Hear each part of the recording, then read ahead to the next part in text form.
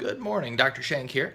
It's Monday morning before we get ready to start seeing our first couple of patients for the day, and I thought I'd take just a moment to address a common misconception that we hear from a lot of our patients. About once a week, we have a comment from a patient indicating that, well, my tooth has had a root canal, so there's no longer any root on the tooth, right?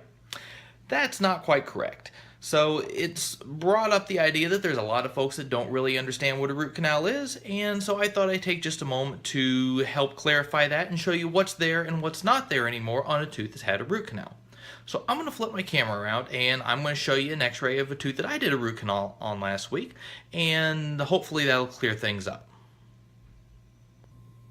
So this is a tooth that's had a root canal, right in the middle there. Now you can see that I'm going to use my mouse pointer here. In the middle of the tooth there is this long white pointy thing. Now this is the canal in the tooth where the nerve and the blood vessel used to live. Teeth are actually, to some extent, hollow the whole way down the tooth. The tooth right beside it here has not had a root canal, and you see this dark space in it. And that dark space, if you follow my mouse pointer, goes all the way down the root, clear up to the tip.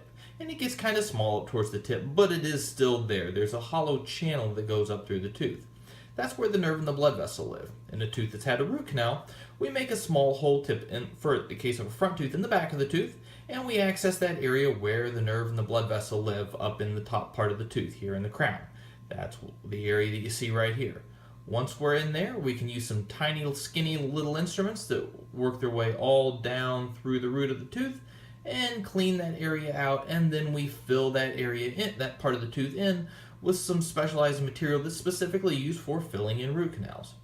Once that's done, then we come back up here, and in the case of a front tooth, many times we can just plug the hole that we use to access the canal with some filling material. In the case of a back tooth, many times that means the tooth requires a crown because there's a lot of tooth structure missing in those cases, and those teeth tend to take a lot more biting force when you're chewing and functioning.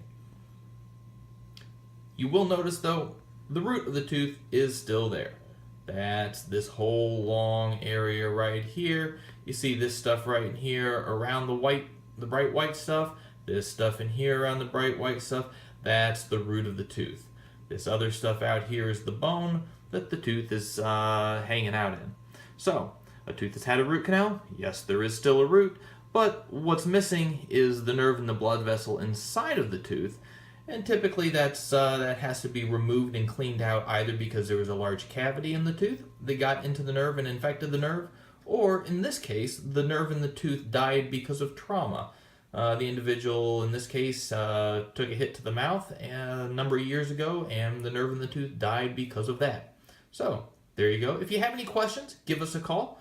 Phone number for the office is 788-4239, or look us up online at www.shankdentistry.com. Thanks so much, and we'll look forward to seeing you.